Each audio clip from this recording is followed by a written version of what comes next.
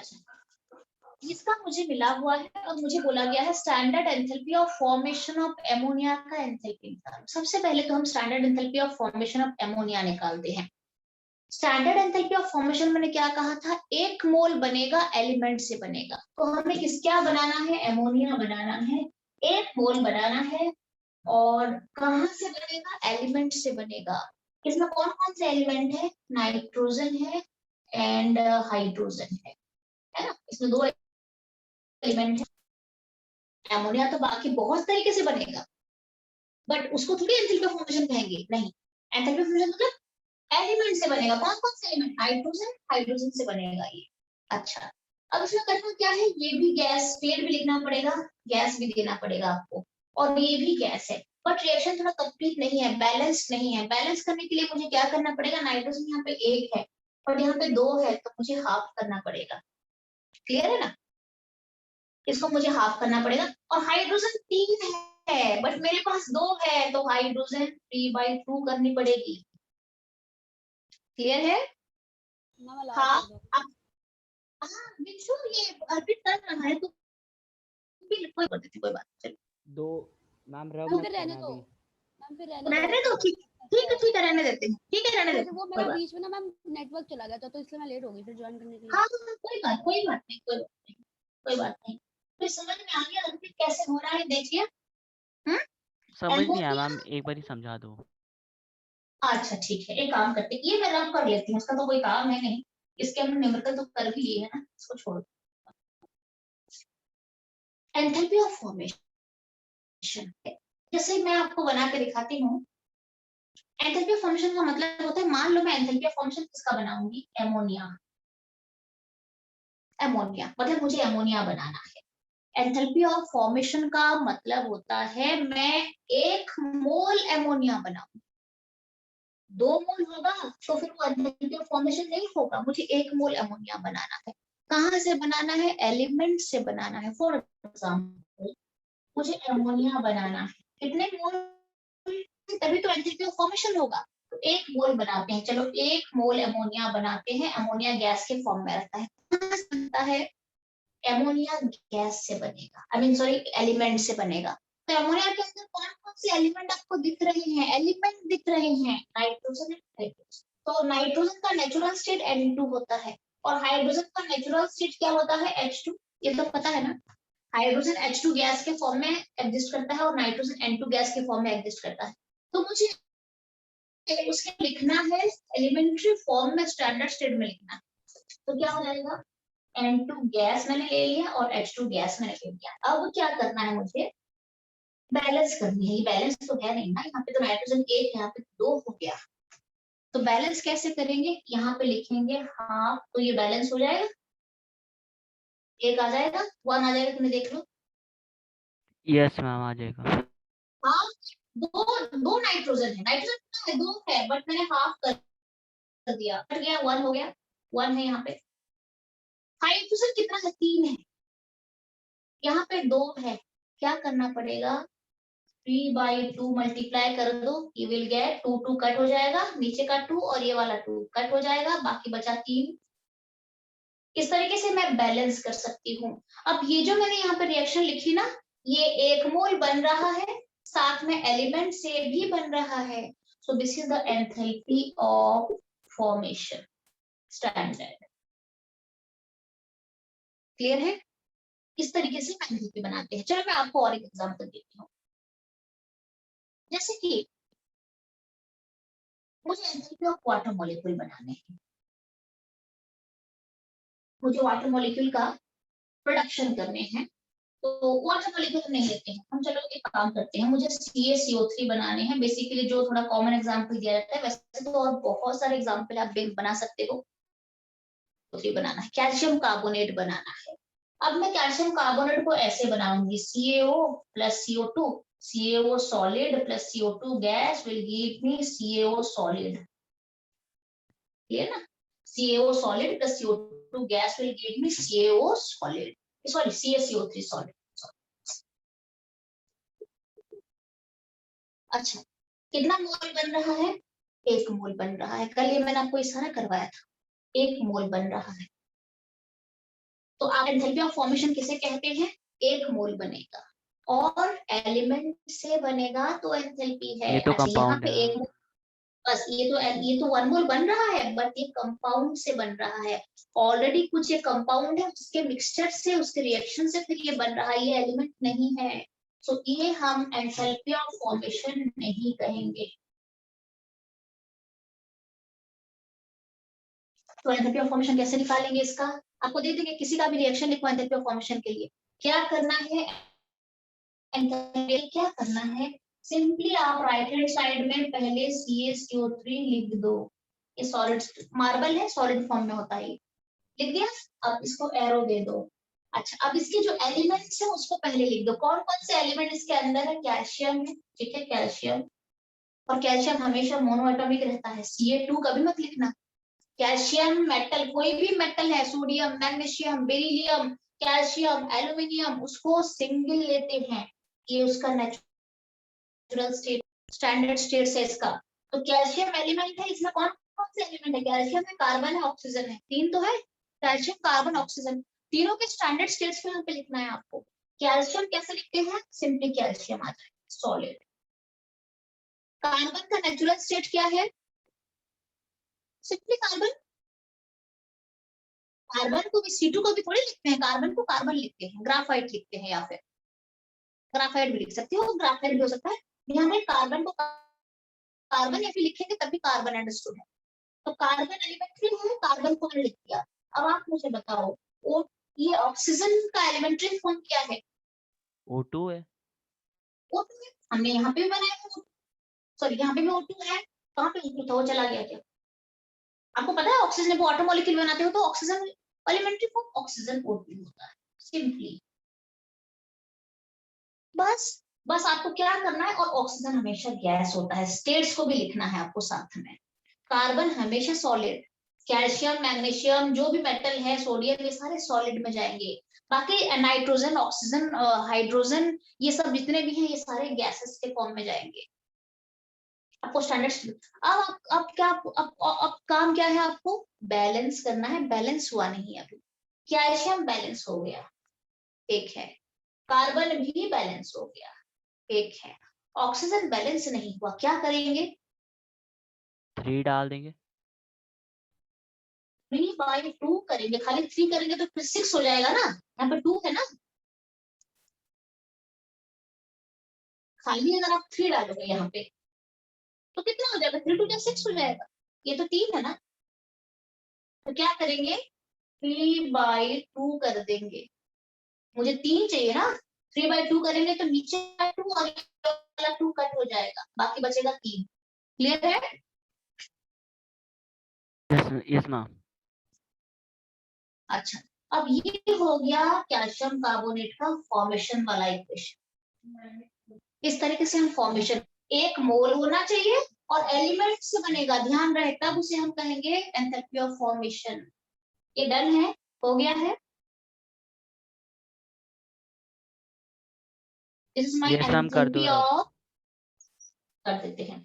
अच्छा, अब हम चलेंगे और एक मटेरियल की एंथैल्पी ऑफ फॉर्मेशन ग्लूकोज के लिए।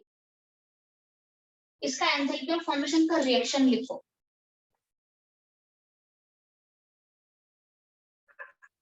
सबसे पहले CO2 का लिखते हैं, उसके बाद ये बाद में करेंगे। पहले CO2 का, कार्बन डाइऑक्साइड गैस का, हम एंथैल्पी ऑफ फॉर्मेशन का रिएक्शन लिखते हैं। क्या लिखेंगे?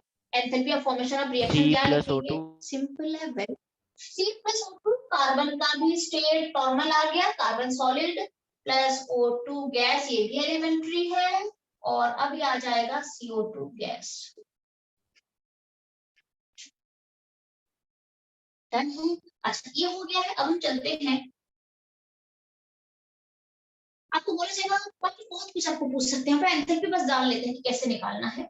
आपको बोलेंगे एनो गैस का एंथैल्पी ऑफ फॉर्मेशन लिखो। क्या करोगे? कहाँ से आएंगे एनो गैस? एनो गैस कहाँ से बनेगा? कौन कौन से एलिमेंट से बनेगा? Nitrogen and oxygen. बस सबसे पहले आपको राइट हैंड साइड में एनो लिख दो। अब इसको बनाना है, 1 मोल बनाना है। कहाँ से? Nitrogen oxygen gas plus oxygen gas दोनों एलिमेंट्री फॉर्म में नाइट्रोजन ऑक्सीजन N2O2 के फॉर्म में रहेंगे, दोनों गैसेस हैं, बट ये बैलेंस्ड है क्या? No ma'am. क्या करना है? हाँ हाँ, एक एक चाहिए ना मुझे, यहाँ पे तो दो दो था। ये मेरा एंथैल्पी ऑफ फॉर्मेशन हो गया, क्लियर है? Yes ma'am. अच्छा, तो ध्यान में एलिमेंट्स बनाते हैं ग्लूकोज मॉलिक्यूल, अब हम बनाते हैं ग्लूकोज का एंथैल्पी ऑफ फॉर्मेशन वाला रिएक्शन बनाते हैं। क्या बनेगा बेटे, कैसे बनेंगे? सबसे पहले इसको राइट हैंड साइड में आप लिखो अच्छे से, C6H12O6 सॉलिड पहले लिख दो। उसके बाद क्या करना है, कौन कौन से एलिमेंट से बना है ये? कार्बन, हाइड्रोजन एंड ऑक्सीजन, तीन एलिमेंट है, कार्बन हाइड्रोजन और ऑक्सीजन। कार्बन का नेचुरल है,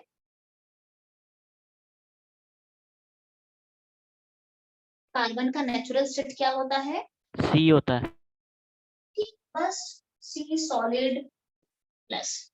हाइड्रोजन का क्या होता है? H2। एंड ऑक्सीजन का क्या होता है? हो गया, एलिमेंट्री फॉर्म से बना दिया है, ये 1 मोल बन रहा है, बाकी मुझे बैलेंस करने हैं। क्या, कैसे बैलेंस करेंगे? कार्बन कितना? 6 है, 6 डालो क्योंकि एक ही है ना। हाइड्रोजन 12 है, बताओ मैं क्या डालूंगी यहाँ पे? 6/2। नहीं, 6 ओनली 6, 12 है ना, 12 है ना, 12। हाइड्रोजन 12 है ना, तो 6 टू 12। ऑक्सीजन में 3 डालेंगे ना। ऑक्सीजन में 3, 3 टू 6। अब ये हो गया फॉर्मेशन वाला रिएक्शन हो गया। अब फॉर्मेशन है तो ये दो तरीके से आएगा, एक तो डेल्टा एच ऑफ रिएक्शन भी है ये, क्योंकि रिएक्शन प्रॉपर रिएक्शन का डेल्टा एच है, साथ में हम इसे डेल्टा एच ऑफ फॉर्मेशन भी लिखेंगे। क्यों लिखेंगे? क्योंकि एक मोल बन रहा है और एलिमेंट से बन रहा है। अब इसका वैल्यू होता है -1169 किलो जूल पर मोल। ये जो वैल्यूज है ये फाइंड आउट वैल्यू है, सॉरी, ये फाउंड आउट वैल्यू ऑलरेडी निकाला हुआ वैल्यू है, आपको लर्न नहीं करना है, ये आपको एग्जाम्पल में गिवन रहेगा। इसका एंथैल्पी कितना है ग्लूकोज के लिए? -1169 किलो जूल पर मोल आ जाए। डन है? ऐसे हम एंथैल्पी ऑफ फॉर्मेशन निकालते हैं। हो गया? डन कर लोगे ऐसे? Yes ma'am. अच्छा, अब क्वेश्चन पे चलते हैं, 6.13 जो मेरा क्वेश्चन था, अब उसमें चलते हैं। अभी एंथैल्पी ऑफ फॉर्मेशन का एक फॉर्मूला आता है जो मैं आपको बताऊंगी, ये पूरे रब कर देंगे क्योंकि ये पार्ट हमारा खत्म हो चुका है। कैसे सॉल्व करते हैं आपको मैंने बता दिया है, ठीक है? अब सीधे चलते हैं यहाँ पे। आपको मैं ये मिला है, इसका एंथैल्पी मिला है, और ये पूछा गया है कि एमोनिया का एंथैल्पी ऑफ फॉर्मेशन कितना है।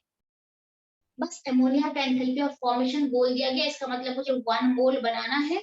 कहाँ कहाँ से बनाना है? एलिमेंट से बनाना है। तो ये रिएक्शन सही है कि नहीं देख लो एमोनिया के लिए।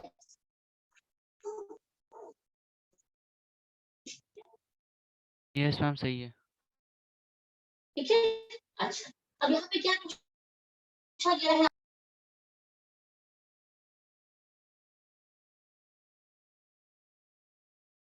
What is the standard enthalpy of formation of ammonia gas? Standard enthalpy of formation of ammonia gas आपको पूछा गया है। कैसे निकालोगे एंथैल्पी ऑफ फॉर्मेशन? आपने तो लिख दिया, ये कैसे निकालोगे? ये देखो यहाँ पे जो वैल्यू है, यहाँ पे -92.4 है। पूरी रिएक्शन को आप चेक करो, इस रिएक्शन को हम सबको अगर मैं 2 से डिवाइड कर दूंगी तो ये बनेगा। चेक करिए, सबको आप डिवाइड कर दो 2 से, इसको 2 से, इसको भी डिवाइड करो, इसको भी डिवाइड कर दो 2 से, तो क्या बनेगा? ये रिएक्शन मिलेगा।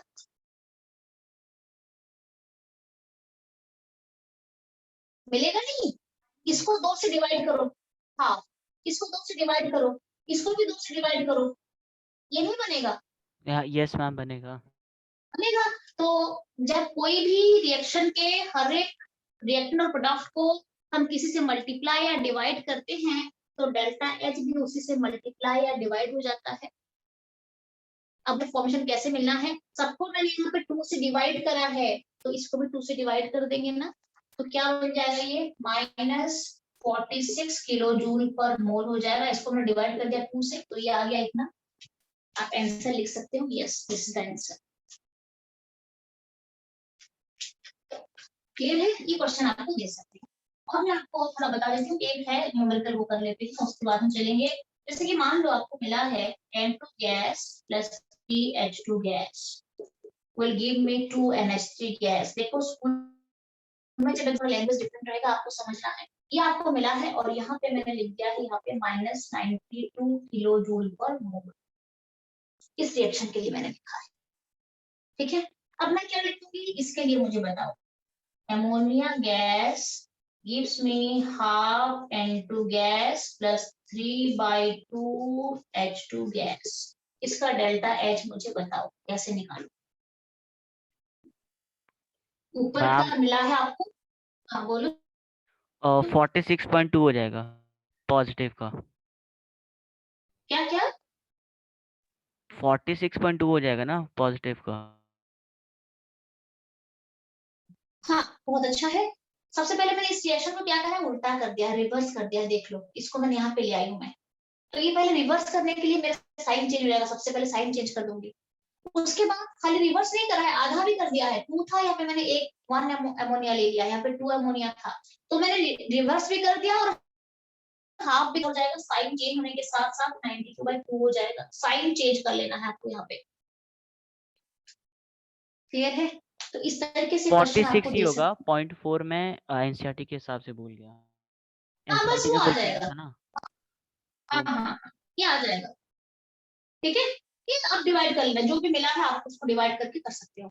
अच्छा अब हम चलते हैं कि बाकी अगर मैं कराऊं तो यही है कि आपको ये पूरा ना टाइम लगेगा थोड़ा सा पूरा करने में। इसको हम यहीं पे रखते हैं। फॉर्मेशन वगैरह आपको बता दिया है, रूल्स वगैरह बता दिया है। इसके एक रूल मैंने सुबह उसको कराया था, enthalpy of formation delta H के साथ कैसे मैंने रिलेटेड होते हैं, उसको मैं कराऊंगी तो बहुत टाइम लगेगा उसमें। तो और है भी नहीं कि जो आपको मैंने करवा दिया है वो आ भी जाए, नहीं भी आ सकता है, तो टाइम हम उसमें नहीं लेंगे। मैं आपको और एक बात बताती हूँ इस चैप्टर में, बाकी तो ठीक है, बाकी आप खुद भी कर सकते हो। एंथैल्पी ऑफ फॉर्मेशन वाला एक रिएक्शन आता है कि एंथैल्पी ऑफ रिएक्शन का क्या रिलेशन है, जैसे sigma of enthalpy of formation of product minus reactant करते हैं तो उससे आता है। वो एक फॉर्मूला है, मैं मानती हूँ, बट ये है कि आपको बहुत टाइम लगेगा उसको समझाने में, तो मैं उसे स्किप कर रही हूँ, अभी नहीं करेंगे। ध्यान रहे थर्मो का आपने जितना कर लिया है। बाकी आपको 2-3 चीजें लर्न करनी है। क्या क्या?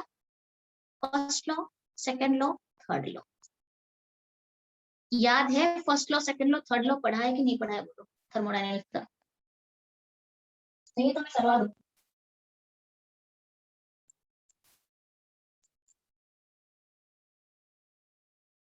फर्स्ट तो कोई लॉ देके सीधा, या फिर एक काम करूंगी तो आप कर सकते हो। आपको ये तीनों लॉ, मैं आयुष से कहा था, मैं भूल गई, ये तीनों लॉ में डेफिनेशन सेंड कर दो तो व्हाट्सएप में तो लर्न कर लोगे। First law, second law, third law कर लोगे। थर्मोडायनेमिक्स के 3 लॉ होते हैं। जस्ट मिनट, ये दे सकते हैं, इसको देंगे तो छोड़ के नहीं आना है।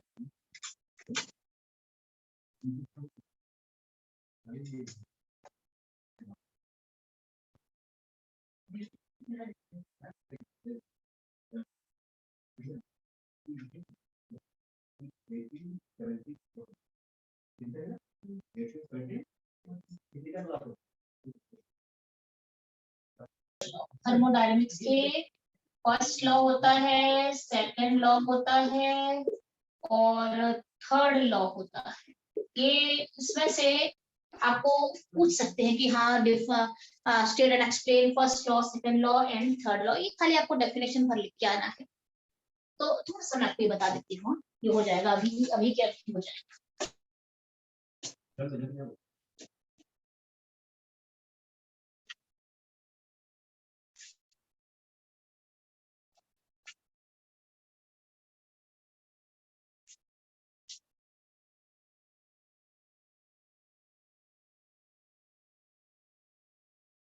दे सकते हैं वो हल्का। फर्स्ट लॉ आपको ऑलरेडी मैंने क्लास में बता दिया है। फर्स्ट लॉ को मैंने क्या बताया है कि फर्स्ट लॉ क्या कहता है कि अगर कोई आइसोलेटेड सिस्टम है, फॉर आप इसको इसका डेफिनेशन भेज दूंगी मैं आपको, ठीक है, इसका डेफिनेशन मैं भेज दूंगी। फॉर आइसोलेटेड सिस्टम, अगर कोई सिस्टम आइसोलेटेड है तो वहां पे उसका इंटरनल एनर्जी चेंज जो होता है वो 0 हो जाता है, उसका इंटरनल एनर्जी कांस्टेंट रहता है। इंटरनल एनर्जी जो है वो कांस्टेंट रहता है, delta U is equal to Q plus W, 0 हो जाता है। ये आपको लिख के आना है for an isolated system, this is my first law. Easy है, लिख दोगे। कुछ भी सिस्टम के लिए यू कांस्टेंट रहता है इंटर, और सबसे पहले ये लिखना है this law is based on conservation of energy. This law is based on conservation of energy. Energy can neither be created nor be destroyed. सबसे पहले लिख देना वो वाला कंजर्वेशन ऑफ एनर्जी कंसेप्ट।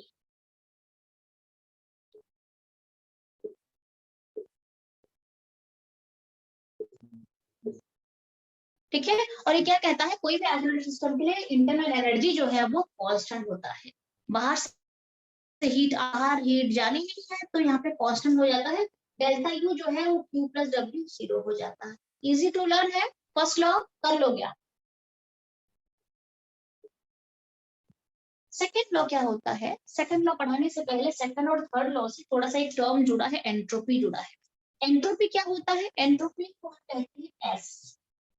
ये क्या, एंट्रोपी को हम लिखते हैं एस लिखते हैं, व्हाट इज दिस एंट्रोपी। उसके बाद हम सीधे चलेंगे सेकेंड लॉ पे चलेंगे। एंट्रोपी एक ऐसा एक कंसेप्ट है एंट्रोपी जो कि बच्चे कई बार समझ नहीं पाते हैं चीजों को कि एंट्रोपी है क्या एक्चुअली। एंट्रोपी का मतलब है किसी भी सब्सटेंस के अंदर कितना डिसऑर्डरनेस प्रेजेंट है, कितना रैंडमनेस है सिस्टम में, that is my entropy. Randomness कितना है, कितना डिस्टर्ब हो रहा है सिस्टम, कितना उसके अंदर डिसऑर्डरनेस है, उसे हम कहते हैं एंट्रोपी कहते हैं। और दुनिया में ऐसा एक भी सिस्टम नहीं है जो डिसऑर्डर या जिसके अंदर नहीं है। तो that means entropy is the randomness और डिसऑर्डरनेस इन अ सिस्टम। कोई भी सिस्टम आप ले लो, कोई भी सिस्टम ले लो, उसके अंदर कुछ ना कुछ हलचल, या उस तरीके से अगर हम कहें तो कुछ ना कुछ उसके अंदर रैंडमनेस या डिसऑर्डरनेस चल ही रहा होता है। तो इसीलिए ये कहा जाता है कि ऐसा कोई भी सब्सटेंस नहीं है जो दुनिया में जिसको हो सब कुछ, जैसा आपको कहा था ना कि इंटरनल एनर्जी दुनिया में सारी चीजों के अंदर इंटरनल एनर्जी है, क्योंकि उसके अंदर न्यूक्लियस के अंदर और इलेक्ट्रॉन के बीच में फोर्स ऑफ अट्रैक्शन है, इंटरन्यूक्लियर फोर्स ऑफ अट्रैक्शन है, बॉन्ड एनर्जी उसके अंदर इन्वॉल्व है, रोटेशनल मोशन है, वाइब्रेशनल मोशन है, ट्रांसलेशनल मोशन है। तो काफी सारी चीजें तो अंदर होती रहती है, कोई भी बॉडी अगर एग्जिस्ट करता है तो उसके अंदर सब ये चलती रहती है। तो इसीलिए इंटरनल एनर्जी हर एक बॉडी के अंदर पाया जाता है।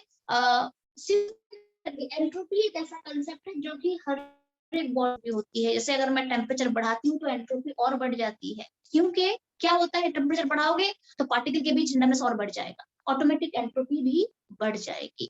ठीक है, तो ये एंट्रोपी का concept, this is the randomness और डिसऑर्डरनेस इन अ सिस्टम। ठीक है, अच्छा। सेकंड लॉ क्या कहता है कि जो यूनिवर्स है उसका टोटल एंट्रोपी हमेशा पॉजिटिव होता है। टोटल एंट्रोपी यूनिवर्स का हमेशा पॉजिटिव होता है, क्योंकि दुनिया में या यूनिवर्स के अंदर हमेशा कुछ ना कुछ स्पॉन्टेनियस प्रोसेस कैरी आउट होते ही रहते हैं। देन एंट्रोपी जो है हमेशा पॉजिटिव आता है यूनिवर्स का। तो एंट्रोपी चेंज है, एंट्रोपी चेंज को हम डेल्टा एस कहते हैं, that is always a positive value. तो अगर ये एंट्रोपी है तो एंट्रोपी चेंज क्या हो जाएगा, एंट्रोपी चेंज डेल्टा एस। और सेकंड लॉ क्या कहता है, for any I mean for any system, या आप अगर उस तरीके से जैसे कहो तो यूनिवर्स के अंदर टोटल एंट्रोपी जो होता है that is always a positive value. The total entropy change, मैं आपको प्रॉपर डेफिनेशन बताती हूँ। अब अगर एनसीईआरटी में डेफिनेशन ढूंढोगे तो प्रॉपर आपको कहीं पे भी नहीं मिलेगा, थोड़ा दूसरी लैंग्वेज में यहाँ पे लिखा है, तो आप ये ढूंढोगे तो शायद आप ये नहीं लिख पाओगे। है नहीं, आप प्रॉपर उस तरीके से नहीं दिया है, मुझे तो नहीं दिख रहा है यहाँ पे आपको, वैसे ही ये थोड़ा सा इजी है, ये तो इस टॉपिक है। सेकंड लॉ यहाँ पे तो कुछ है नहीं, मैं बता देती हूँ आपको, मैं प्रॉपर बता देती हूँ।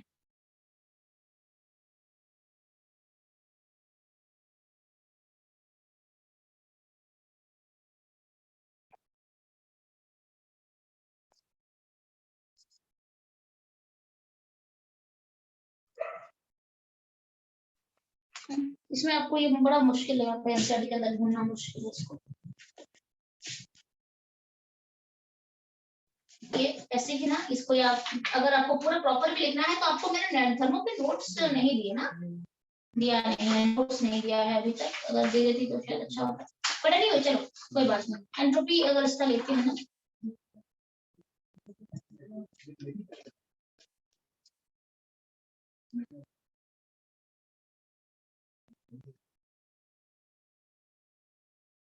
क्या लिखना है?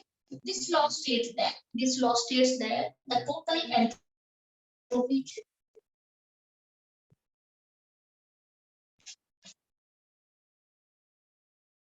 change delta S of the universe is always positive. So delta S is always greater than 0. Positive मतलब क्या होता है? Greater than 0. ये आपको लिख के आना है, ठीक है। और डेल्टा एस होता क्या है? डेल्टा एस के अंदर क्या है? फिर सिस्टम भी है और surrounding. Delta S total entropy बता दिया मैंने यूनिवर्स का, इसके अंदर सराउंडिंग भी आ गया और सिस्टम भी आ गया। तो आप क्या लिखोगे? Delta S system plus delta S surrounding is always greater than 0. Delta S is always greater than 0। हमेशा यूनिवर्स का एंट्रोपी चेंज हमेशा पॉजिटिव होता है। Delta S system plus delta S surrounding, क्योंकि डेल्टा एस जो है वो summation of system and surrounding है, ग्रेटर देन 0। ये है second law, note it down, ये लिख के आना है। हो जाएगा? अर्पित लिख दोगे? आयुष? Yes ma'am. इजी है। थर्ड लॉ पे चलते हैं, मैं इसको रफ कर लेती हूँ, ऊपर वाला रफ कर लेती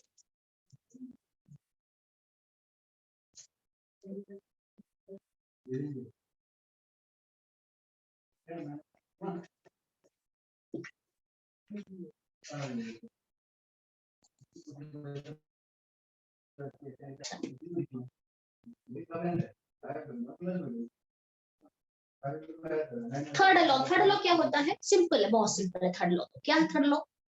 आपको क्या बताया मैंने? दुनिया में ऐसा कुछ भी नहीं है जिसका एंट्रोपी 0 है, मैंने बताया ना, है ना। तो ये जो लॉ है थोड़ा ऐसा लॉ है जो कि प्रैक्टिकली पॉसिबल है ही नहीं, पर इस लॉ के हिसाब से हम पढ़ते हैं। क्या है यहाँ पे? ये बताया क्या है कि अगर कोई परफेक्टली क्रिस्टलाइन सब्सटेंस है या सॉलिड है तो उसका एंट्रोपी 0 होता है। अभी मैंने आपको थोड़ी देर एंट्रोपी 0 किसी का भी नहीं पता है, बताया था ना, ठीक है। और ये लॉ क्या कहता है? जो परफेक्टली क्रिस्टलाइन सॉलिड होते हैं उनका एंट्रोपी 0 होता है, बट कब होता है? 0 केल्विन पे होता है या -273 डिग्री सेल्सियस पे होता है। 0 केल्विन का मतलब आप समझ सकते हो ना, -273 degree Celsius. Is it possible? -273 degree Celsius possible है? प्रैक्टिकली पॉसिबल है क्या? No ma'am. नहीं है, वेरी लो टेम्परेचर, ठीक है। तो अगर किसी भी परफेक्टली क्रिस्टलाइन सॉलिड का एंट्रोपी 0 हो भी जाए, अब होता है प्रैक्टिकली इम्पॉसिबल टेम्परेचर पे होता है जो कि 0 केल्विन है। So write down this law states that the entropy of a perfectly crystalline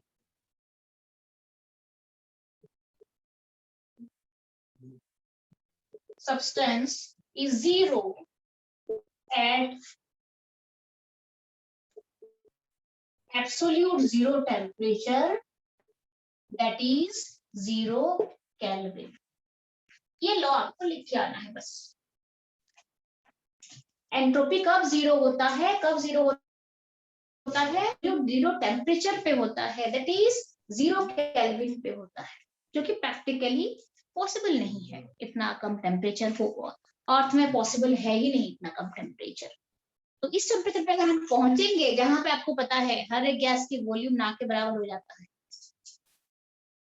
आपने पढ़ा था, स्टेट्स ऑफ मैटर में पढ़ा था ना, एब्सोल्यूट जीरो में किसी भी सब्सटेंस के वॉल्यूम एग्जिस्ट नहीं करता उस टाइम में, वो इतना ज्यादा लो टेम्परेचर हो जाता है। क्लियर है ना?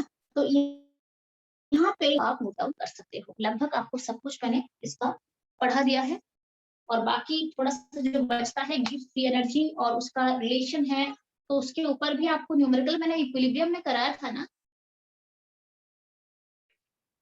हाँ कराया तो था मैम।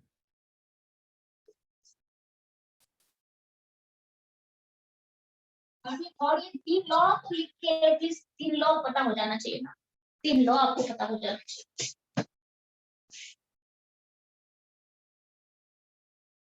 3 लॉ बिल्कुल आना चाहिए प्रॉपर। अच्छा, बाकी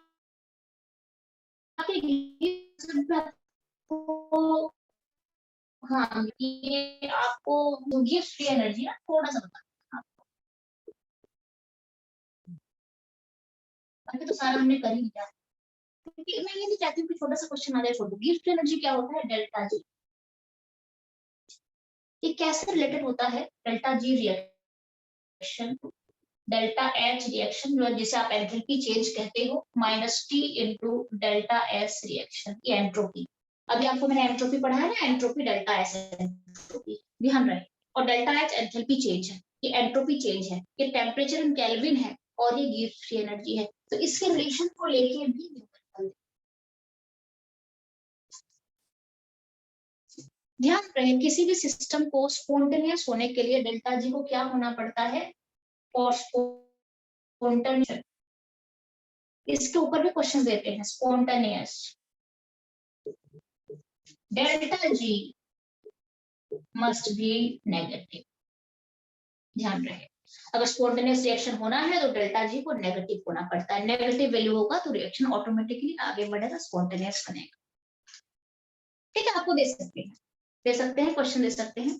ठीक है, आपको दे देंगे डेल्टा एच का वैल्यू दे देंगे, डेल्टा एस का वैल्यू दे देंगे, टेम्परेचर भी दे देंगे, बोलेंगे पूछा जाएगा कि बताओ जो है वो स्पॉन्टेनियस रिएक्शन स्पॉन्टेनियस होगा कि नहीं। आपको क्या करना है? आपको सारे डाटा डाल के आंसर निकाल देनी है, ये वैल्यू डाल के, ये एक्सप्रेशन डाल के आपको डेल्टा जी निकाल के चेक कर लेना है, डेल्टा जी पॉजिटिव है नेगेटिव है। अगर डेल्टा जी नेगेटिव में आता है तो रिएक्शन स्पॉन्टेनियस हो जाएगा। ठीक है, तो आपको बता देती हूँ, डेल्टा जी रिएक्शन अगर नेगेटिव है स्पॉन्टेनियस, अगर डेल्टा जी पॉजिटिव है नॉन स्पॉन्टेनियस, इसका मतलब है नॉट पॉसिबल भी बोल सकते हो, रिएक्शन पॉसिबल नहीं हो सकता है। अगर डेल्टा जी पॉजिटिव आ जाएगा नेट वैल्यू तो नहीं होगा, और अगर डेल्टा जी 0 आ गया तो रिएक्शन जस्ट इक्विलिब्रियम में है। ठीक है, इससे ऊपर भी आपको एमसीक्यूज भी दे सकते हैं। डेल्टा दिया है enthalpy change minus T into entropy change. ठीक है, इसको लेके न्यूमेरिकल भी आपको दे सकते हैं, और साथ में फॉर स्पॉन्टेनियस ये इसको भूल जाओ, इसको भूल जाओ, इसको भूल जाते